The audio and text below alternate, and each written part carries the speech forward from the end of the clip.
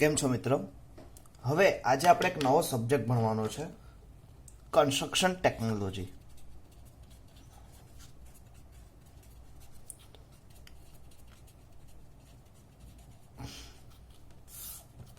Construction technology એટલે તમને બધાને બેઝિકલી ખબર પડી જાય કે કોઈ બી સાઇડ ઉપર આપણે કોઈ બી વસ્તુ છે, બાય સપોઝ કોઈ બી એક એન્જિનિયર અને એ બાબત સિવિલ એન્જિનિયર તરીકે આપણે આ સબ્જેક્ટ જોડે એક ફેમિલિયર બનાવવાનું છે. કન્સ્ટ્રક્શન ટેકનોલોજીમાં ઓલ ઓવર ધ એલિમેન્ટ્સનો અભ્યાસ આવે, પછી કેવી રીતે એને બનાવવાનો અભ્યાસ આવે. બાય સપોઝ તમે કોઈ મટીરિયલ યુઝ કરો છો તો મટીરિયલ પ્રિપેરેશન કેવું કરવું એનો અભ્યાસ આવે. બાય સપોઝ તમે કોઈ અગત્યના ફેઝ કન્સિડર કરો છો ડ્યુરિંગ ધ કન્સ્ટ્રક્શન, તો એ કયા કયા આવે તો એનો અભ્યાસ આવે. તો એમ જુદી જુદી વસ્તુઓના અભ્યાસનો એક સહારો લઈને આપણે કન્સ્ટ્રક્શન ટેકનોલોજી સબ્જેક્ટ ભણીએ છીએ. કન્સ્ટ્રક્શન ટેકનોલોજીમાં તમારા નેક્સ્ટ સેમિસ્ટર એટલે કે તમે જ્યારે આગળના સેમિસ્ટરમાં જશો ત્યારે આ જ સબ્જેક્ટનો બીજો ફેઝ આવશે, advance construction technology. Advance construction technology એટલે કે બહુ જ ઇન્ટરેસ્ટિંગ સબ્જેક્ટ છે. હવે એમાં આજે મારે વાત કરવી છે પ્લાસ્ટરિંગની. કદાચ તમે બધી ઘણી વખત સાંભળ્યું હશે,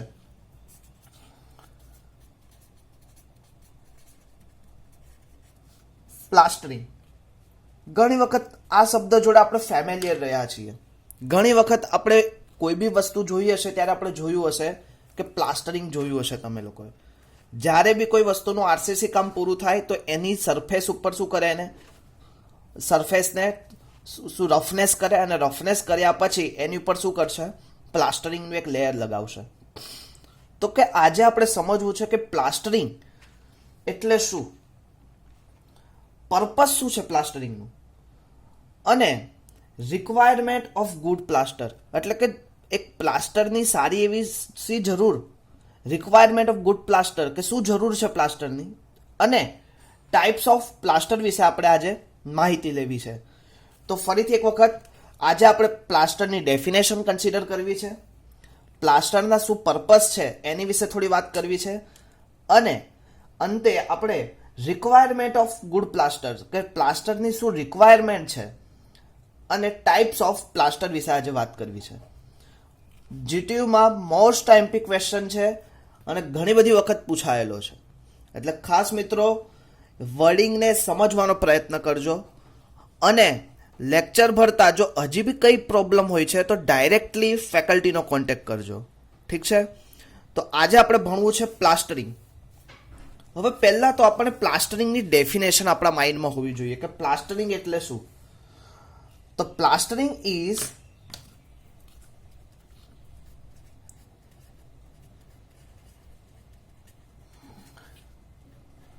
is the process of covering other building, covering rough surface of wall, column and ceiling, slab भी કહી શકો, ceilings, slab, beam, આરસીસી એટલે અથવા આરસીસી એલિમેન્ટ્સ અને અધર building components with thin coat of plastic mortar to form a smooth, durable surface. હવે થોડુંક સમજવામાં થોડીક ઇઝી કરીએ. Plastering is the process. હવે પ્લાસ્ટરિંગ શું છે? એક પ્રોસેસ છે. જેવી રીતે આપણે કોન્ક્રીટમાં તમે જોયું હતું, તો કોન્ક્રીટમાં સૌથી પહેલા શું થાય? કોઈ બી કોન્ક્રીટ હોય તો એનો મિક્સ થાય. તો એમાં સિમેન્ટ, સેન્ડ, એગ્રીગેટ, એડમિક્સચર અને વોટર આ બધાનું મિક્સ થાય. મિક્સ થયા પછી તો મિક્સિંગની મેથોડોલોજી હોય. તો કે કઈ મેથોડોલોજી હતી? તો કે હેન્ડ મિક્સિંગ, મશીન મિક્સિંગ. હવે મિક્સિંગ થયા પછી તમારી કોન્ક્રીટને શું કરવું પડે? ટ્રાન્સપોર્ટિંગ કરવું પડે. તો ટ્રાન્સપોર્ટિંગની બી ઘણી બધી મેથડો હતી. તો કે ટ્રાન્સપોર્ટિંગ એટલે કે જે જગ્યાએથી કોન્ક્રીટને શું કર્યો છે તમે લોકોએ? બનાવ્યો છે, અને જે જગ્યાએ તમારે એનું યુઝ કરવું છે એટલે પ્લેસિંગ. તો કે એ જગ્યા સુધી વચ્ચે તમારે જે પ્રોસેસ કરવાની થાય એને શું કહેવાય? Transporting of concrete. Transporting of concrete કર્યા પછી તમારે શું આવ્યું? Placing of concrete. કે પ્લેસિંગની બી એક ટેકનિક્સ હોય, કેવી રીતે પ્લેસ કરવો. તો કે પ્લેસિંગ ઓફ કોન્ક્રીટ. અને પ્લેસિંગ ઓફ કોન્ક્રીટ પછીની તમારી બીજી એક મેથડ આવી, કોમ્પેક્શન. કે પ્લેસિંગ કરવાથી કામ પૂરું નથી થતું, પણ એની અંદર આ બધા ફેઝને લીધે એની અંદર કંઈક વોઇડ જમા થયા છે, તો એને દૂર કરવા માટે તમારે શું કરવું પડે? એનું compaction of concrete. Compaction of concrete થયા પછી હવે તમને બધાને ખબર છે વોટર સિમેન્ટ રેશિયોનું તમે ભણી ગયા છો. તો કે વોટર સિમેન્ટ રેશિયોને લીધે શું થશે? એની અંદર કંઈક વોઇડ્સની શું આવશે? ઉણપ આવશે. અને આ વોઇડ્સને શું કરવું માટે? તમારે વોઇડ્સને સંપૂર્ણ રીતે ઝીરો કરવા માટે તમારે એનું કોમ્પેક્શન કરવું પડશે પ્રોપર. તો કોમ્પેક્શનની બી ટેકનિક છે. તે એ આવી ગયા પછી તમારે એનું ક્યોરિંગ કરવું પડે. તો એવી રીતે આ ટોટલી પ્રોસેસ છે. Same is it is plastering. Plastering is the process. હવે તમે કોઈ બી બ્રિક્સ મેસનરીનું કન્સ્ટ્રક્શન કરો છો, હવે એમાં તમે લોકો જુદા જુદા બોન્ડિંગ વિશે તમે ભણી ગયા છો. ઇંગ્લિશ બોન્ડ, ફ્લેમિશ બોન્ડ, પછી સિમ્પલ બોન્ડ. તો કે આ બધા બોન્ડિંગ વિશેનો અભ્યાસ તમે કરી દીધો છે, પણ ધેટ ઇઝ ઓનલી ફોર, તમે જે ભણ્યા હતા ઓનલી ફોર બ્રિક્સ મેસનરી વર્ક જ કર્યું હતું. તમે પ્લાસ્ટરિંગ પ્રોસેસ કરી નથી. Plastering is the process of covering other rough surface. હવે કોઈ બી એક રફ સરફેસ ને કવર કરવા માટે, હવે પછી વોલ હોય, કોલમ હોય, સ્લેબ હોય કે આરસીસીનો કોઈ બી એલિમેન્ટ હોય. હવે આરસીસીના એલિમેન્ટ્સ કેટલા છે તો એના વિશે આપણે વાત કરવું છે. તો થોડુંક ચર્ચા કરી લઈએ આરસીસી એલિમેન્ટ્સ. હવે પહેલા તો આરસીસી એલિમેન્ટ્સ. હવે આરસીસી એલિમેન્ટ્સ એઝ પર બિલ્ડિંગમાં જોવા જાઓ તમે, તો તમારા જાણ માટે બે જ આવે. શું આવે? તો કે beam, column, slab and footing. હવે એસ પર તમે બ્રિજ કન્સ્ટ્રક્શનમાં જાઓ તો બ્રિજ કન્સ્ટ્રક્શનમાં તમારું શું આવે? સાઇડ વોલ આવે, પછી એબ્યુટમેન્ટ્સ આવે અને પિયર આવે. તો કે આ બ્રિજ કન્સ્ટ્રક્શનમાં આવે. સેમ પ્રોસેસ બાય સપોઝ તમે લોકો ડેમ કન્સ્ટ્રક્શનમાં જાઓ છો, તો ડેમ કન્સ્ટ્રક્શનમાં તમને ખબર છે અપસ્ટ્રીમ સાઈડ, ડાઉનસ્ટ્રીમ સાઈડ તમારે શું કરવું પડે? એનું પ્રોપર પ્લાસ્ટરિંગ કરવું પડે. અથવા તો તમે જે સ્પીલવે બનાવ્યો છે, સ્પીલવે જે આરસીસીનું કન્સ્ટ્રક્શન કરેલું છે, તો સ્પીલવેની અંદર પણ તમારે શું કરવું પડે? એની સરફેસ ઉપર પ્લાસ્ટરિંગ કરવું પડે. ક્લિયર? પણ આ પ્લાસ્ટરિંગ સ્પેશિયલ પ્લાસ્ટરિંગ હોય છે કે જે તમારા સિલેબસમાં નથી, પણ મોસ્ટલી બિલ્ડિંગ વિશેનું તમારે બિલ્ડિંગ કન્સ્ટ્રક્શન સિલેબસમાં ઘણું બધું કવર થયેલું છે. તો કે તેમાં કોલમ વિશે તમે જ્ઞાન લીધેલું છે, તમે ફૂટિંગ વિશે જ્ઞાન લીધેલું છે, તમે લોકોએ કઈ પ્રોસેસ છે કે કઈ પ્રોસેસ દ્વારા તમે સ્કેલ ફોલ્ડિંગ, સેન્ટરિંગ, શટરિંગ કરો છો એના વિશે તમે થોડું જ્ઞાન લીધેલું છે. તો કે આ જે નોલેજ લીધેલું છે, આ નોલેજનું પ્રેક્ટિકલી ઘણું બધું ઉપયોગી થશે. અને મિત્રો, આ પ્રેક્ટિકલી નોલેજ દ્વારા આપણે ઘણું બધું ગેઇન કરવાનું છે. પણ આપણે એવું સમજી લીધું છે કે આ સબ્જેક્ટ ફ્યુચરમાં શું કામનો નથી, પણ આવા સબ્જેક્ટમાં પ્રેક્ટિકલી જો તમે નોલેજ ગેઇન કરશો તો ફ્યુચરમાં ઘણો કામનો છે. એઝ પર સાઇડ નોલેજ માટે આ સબ્જેક્ટ ખૂબ જ ઇમ્પોર્ટન્ટ છે, ખાસ યાદ રાખજો. હવે મિત્રો તમારે મને કહેવાનું છે આજે આરસીસી એલિમેન્ટ્સની એક યાદી તમારે મને બનાવવાની છે અને આ યાદી મને તમારે આપવાની છે કે કયા કયા છે આરસીસી એલિમેન્ટ્સ. એ પછી કોઈ બી હોઈ શકે, તો એની મને તમારે આવી રીતે એક ચાર્ટ દ્વારા સમજણ આપવાની છે. ક્લિયર? તો તમારો આજનો પહેલો ક્વેશ્ચન થયો આરસીસી એલિમેન્ટ્સની એક ચાર્ટ બનાવો અને એક યાદી બનાવી અને સબમિટ કરવી. ફરીથી plastering is the process of covering other rough surface of wall, column, ceiling and RCC elements and other building components with thin coat of plastic. હવે શું કરે છે? thin coat of plastic. thin coat એટલે કે નાનો. હવે by suppose હું તમને એક એક્ઝામ્પલ તરીકે બતાવું.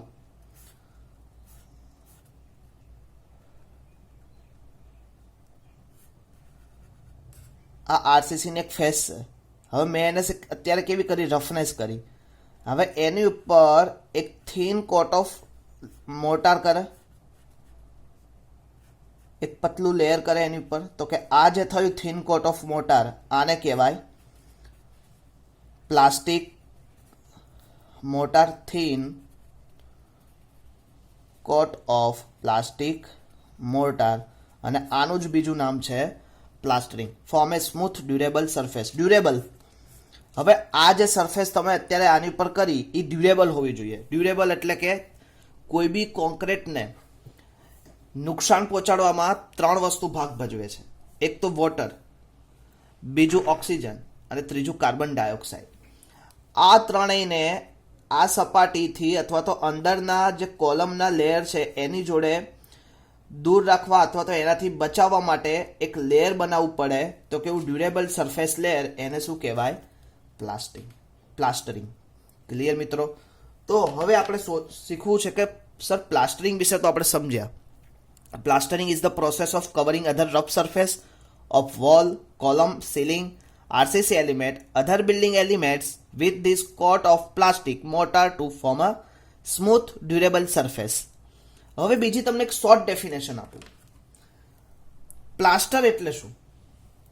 તો કે ખાસ વસ્તુ કે plastering is a external expose surface. External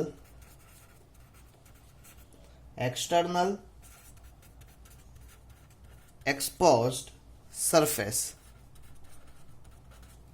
is known as rendering. External exposed surface is known as rendering. Plastering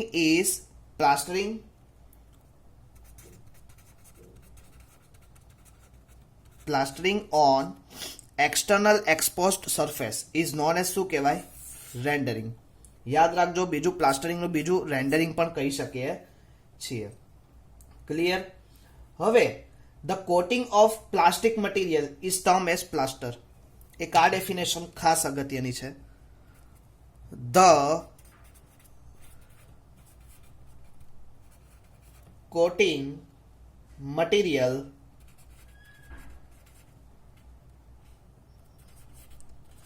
of plastic is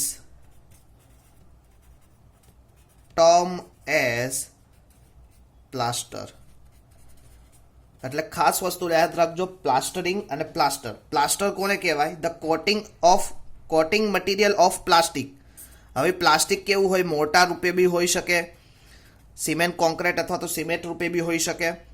is termed as plaster. The coating of material of plastic is termed as plaster. Clear? તો કે ફરીથી આજે પ્લાસ્ટરિંગની definition આપણે લીધી. Plastering is the process of covering other rough surface. Rough surface કઈ? તો કે wall, column, ceiling, RCC element ને other building components with thin coat of plastic mortar. With thin coat of plastic mortar is a form of smooth durable surface. કેવી smooth durable surface is known as plastering. Clear? ફરીથી ત્રણ રીતે આપણે ડેફિનેશનને વેચવાની છે. Covering of rough surface, કયા તો કે RCC elements, ceiling, wall, column, અને શું કરે other building component with coat of plastic mortar. With coat of plastic mortar, other building elements, અને પહેલું શું હતું rough surface to wall. Covering શું કરે છે? રફ સરફેસ કવરિંગ કરે છે. કયા બિલ્ડિંગને કરે છે અને શા માટે છે? આ ત્રણેયનું જોઈન્ટ કરો એટલે તમને શું મળે? Process of plastering. ક્લિયર મિત્રો? અને બીજી definition, the coating material of plastic is term as plaster. The coating material of plastic is termed as plaster. The coating material of plastic is termed as plaster. Clear? હવે આપણે સમજવું છે કે what is purpose of plastering, કે કયા purpose છે. તો આપણે સમજીએ પહેલા.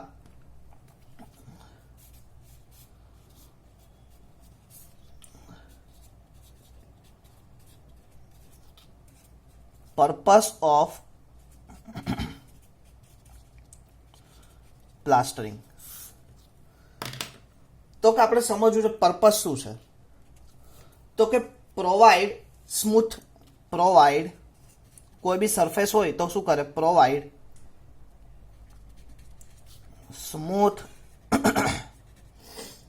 Smooth clean and durable finish.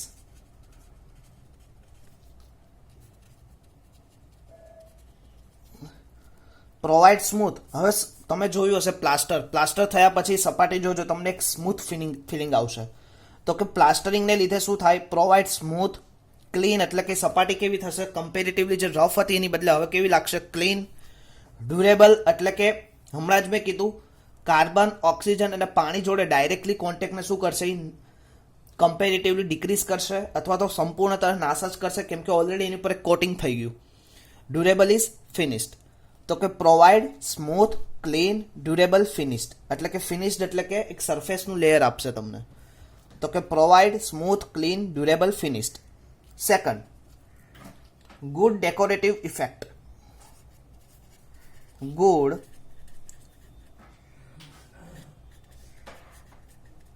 Decorative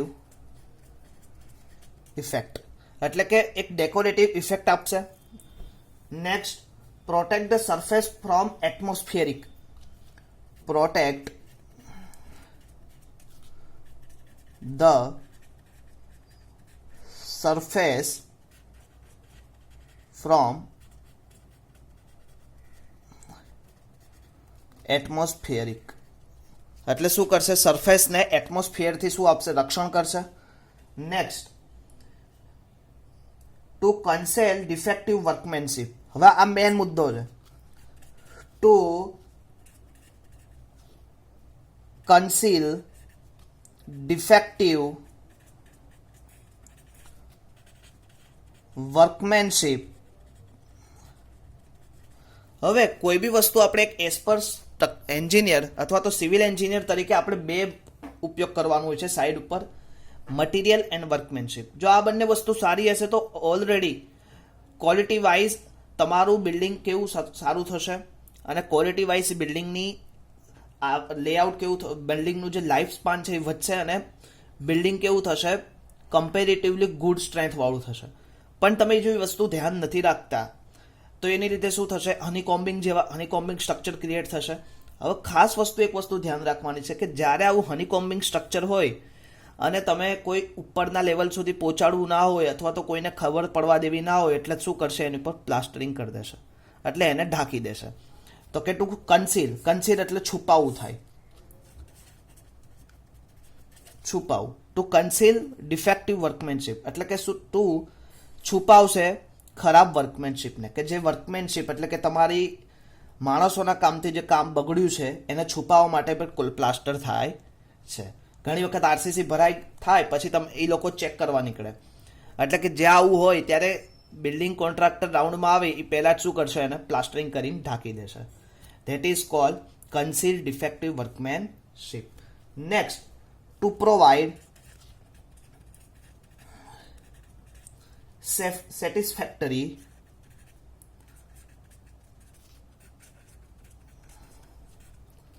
base, satisfactory base for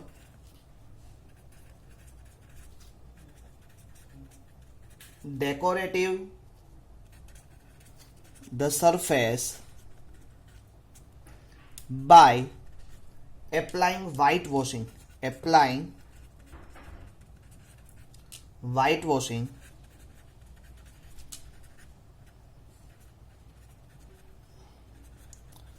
painting, distemper,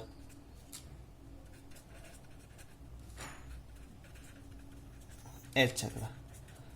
હવે આ વસ્તુ તમને સમજવા માંગે છે કે જો તમે બાય સપોઝ પ્લાસ્ટરિંગ કરો છો, હવે પ્લાસ્ટરિંગને લીધે તમારે એ સરફેસ ઉપર શું થશે, તમે કલર કરી શકશો, ઘરે તમને બધાને ખબર છે, પેઇન્ટિંગ કરી શકશો.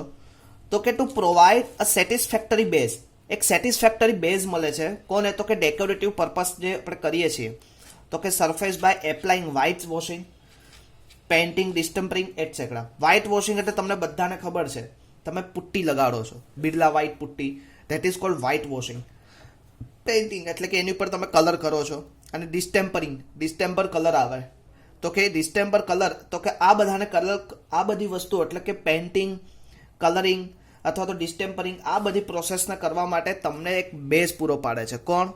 પ્લાસ્ટરિંગ એક બેઝ પૂરો પાડે છે, અને એના ઉપર તમે આ બધું કરો છો. તો ક્લિયર?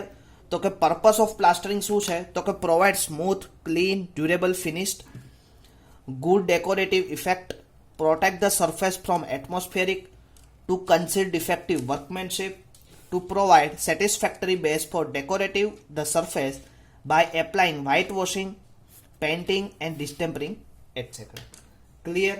તો આ હવે બીજું એક પોઈન્ટ તમને ધ્યાન રાખવું કે બાય સપોઝ પ્લાસ્ટરિંગ શું કરશે, હવે બાય તમે કોલમને ડાયરેક્ટ એની ઉપર ધૂળ લાગશે તો શું થશે, સાફ કરી શકશો નહીં. પણ જો એની ઉપર એક સ્મૂથ લેયર સરફેસ હશે તો શું થશે, તમારી સ્મૂથ લેયરને લીધે protect the surface against dust, protect the surface against dust. તો કે ડસ્ટ એટલે કે ધૂળ, અથવા તો કોઈ કચરો અથવા તો કોઈ ઝીણી જીવાતને લીધે શું થશે, પ્રોટેક્ટ થશે સરફેસ. ક્લિયર? તો કે આ શું હતા purpose of plastering.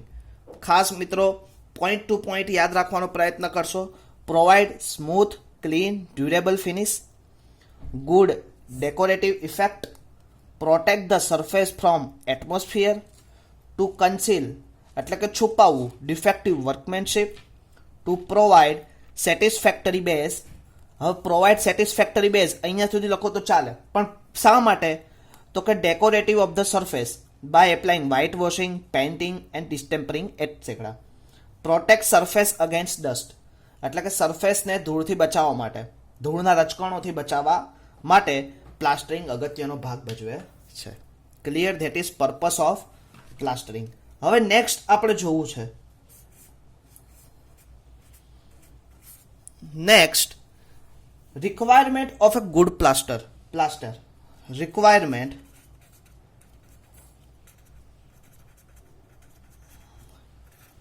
Of good plaster. તો કે રિક્વાયરમેન્ટ શું છે ગુડ પ્લાસ્ટરની, તો એના વિશે આપણે વાત કરવી છે. રિક્વાયરમેન્ટ ઓફ ગુડ પ્લાસ્ટર, તો એના વિશે વાત કરતા પહેલા આપણે જોઈશું કે શું રિક્વાયર્ડ છે. તો should provide smooth, non absorbent and washable surface, એટલે કે આપણું જતું છે provide smooth, clean and durable finished. તો same point, provide smooth, non absorbent એટલે કે અંદર શોષાવું ના જોઈએ, absorbent, non absorbent and washable surface એટલે કે તમે ધોઈ શકો અથવા તો એને પાણી દ્વારા તમે એને સાફ કરી શકો, વોશેબલ સરફેસ. બીજું hard, it should be hard and durable. It should be hard and durable હોવી જોઈએ કોઈ બી વસ્તુ. Next, it should possess good workability. Possess good workability. Workability વિશે તમે થોડુંક જ્ઞાન લીધેલું હતું કોન્ક્રીટ વાળા ચેપ્ટરમાં કે વર્કેબિલિટી કોને કહેવાય. તો કે તમને થોડુંક જ્ઞાન આપી દઉં કે જ્યાંથી તમે કોન્ક્રીટ મિક્સિંગ કરો છો, મિક્સિંગ પછી ટ્રાન્સપોર્ટિંગ કરો છો, ટ્રાન્સપોર્ટિંગ પછી પ્લેસિંગ કરો છો, પ્લેસિંગ પછી કોમ્પેક્શન કરો છો, ત્યાં સુધી કોન્ક્રીટની કન્સિસ્ટન્સી શું રહેવી જોઈએ? જળવાવી રહેવી જોઈએ. તો કે આ જે કોન્ક્રીટની કન્સિસ્ટન્સી જળવાઈ રહી છે, તો કે આવા કોન્ક્રીટને શું કહેવાય છે? Workable concrete. અને આ જે પ્રોસેસ છે એને શું કહેવાય? વર્કેબિલિટી. કોન્ક્રીટની વર્કેબિલિટી. કોન્ક્રીટની વર્કેબિલિટી ડિપેન્ડ્સ થાય એના ઇનિશિયલ સેટિંગ ટાઈમ ઉપર. આમ તો ઇનિશિયલ સેટિંગ ટાઈમ કોન્ક્રીટનો 30 મિનિટ છે, એટલે કે 30 મિનિટની અંદર કોન્ક્રીટને આ પૂરું થઈ જવું જોઈએ. પણ અત્યારે મોડિફિકેશન અને હાઈ રાઇઝ બિલ્ડિંગના જમાનામાં ઘણી વખત આમાં મોડું વહેલું થાય, તો એની માટે તમે લોકો એડમિક્સર યુઝ કરો છો. એડમિક્સર કયા હતા એનો પણ તમે લોકો અભ્યાસ કર્યો હશે. હવે possess of good workability clear. Next, should be cheap. સસ્તું હોવું જોઈએ. Should be cheap. Should be offer good insulation against sound. Good insulations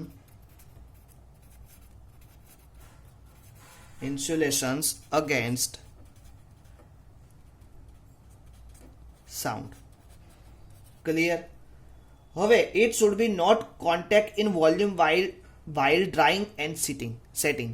એટલે કે ભીની વસ્તુ જોડે ડાયરેક્ટલી કોન્ટેક્ટમાં રહેવું જોઈએ નહીં. તો કે આ શું હતા? Requirement of good plaster. તો કે ફરીથી provide smooth non absorbent washable surface. It should be hard and durable. Possess good workability. Should be cheap. Good insulation against sound. Good insulation against sound હોવું જોઈએ. ક્લિયર. તો કે આ શું હતું? Requirement of good plaster. હવે આપણે ભણવું છે કે ટાઈપ્સ ઓફ પ્લાસ્ટર. તો કે ટાઈપ્સ ઓફ પ્લાસ્ટર કયા કયા છે, તો એના વિશે આપણે થોડીક માહિતી લઈ લઈએ. તો કે ટાઈપ્સ ઓફ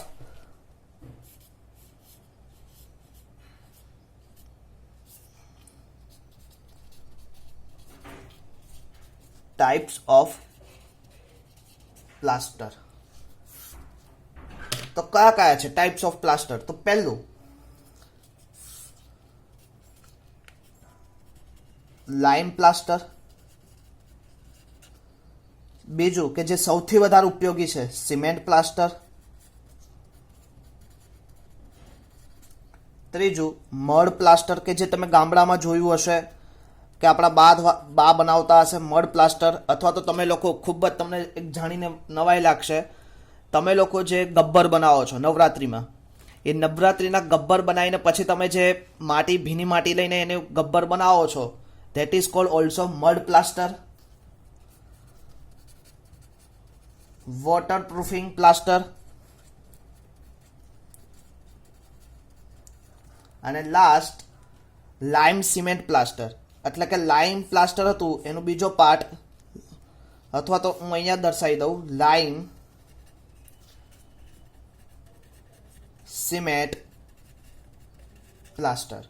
અને મોસ્ટ ઇમ્પોર્ટન્ટ કે જે ફ્યુચરમાં સૌથી વધારે ઇમ્પોર્ટન્ટ છે, સ્ટુકો પ્લાસ્ટર. અને સ્ટુકો પ્લાસ્ટર ઇમ્પોર્ટન્ટ તો છે જ, પણ સાથે સાથે જીટીયુ પર્પઝથી પણ સૌથી વધારે ઇમ્પોર્ટન્ટ છે. તો આ શું હતું? Types of plaster. તો કે lime plaster, cement plaster, mud plaster, waterproof plaster, lime cement plaster અને સ્ટુકો પ્લાસ્ટર. આ દરેક પ્લાસ્ટર વિશે હવે પછીના લેક્ચરમાં આપણે ડિટેલમાં અભ્યાસ કરશું. કયું પ્લાસ્ટર ક્યાં વપરાય છે, કેવી રીતે વપરાય છે, એની શું પ્રોસેસ છે, એનું આપણે ડિટેલમાં પછીના લેક્ચરમાં અભ્યાસ કરશું. આજે આપણે શું વસ્તુ ભણ્યા? તો કે પ્લાસ્ટરિંગની ડેફિનેશન ભણ્યા. રિક્વાયરમેન્ટ ઓફ ગુડ પ્લાસ્ટર શું છે, પર્પસ ઓફ પ્લાસ્ટર શું છે, એના વિશે આપણે ડિટેલ અભ્યાસ કર્યો. નેક્સ્ટ ટાઈમ આપણે ફરીથી કન્સ્ટ્રક્શન ટેકનોલોજીમાં ટાઈપ્સ ઓફ પ્લાસ્ટર વિશે અભ્યાસ કરશું. ત્યાં સુધી દરેક મિત્રોને થેન્ક યુ. ફરીથી આપણે કંઈક નવા નોલેજ માટે સાથે મળશું. ત્યાં સુધી બધાને ઓલ ધ બેસ્ટ.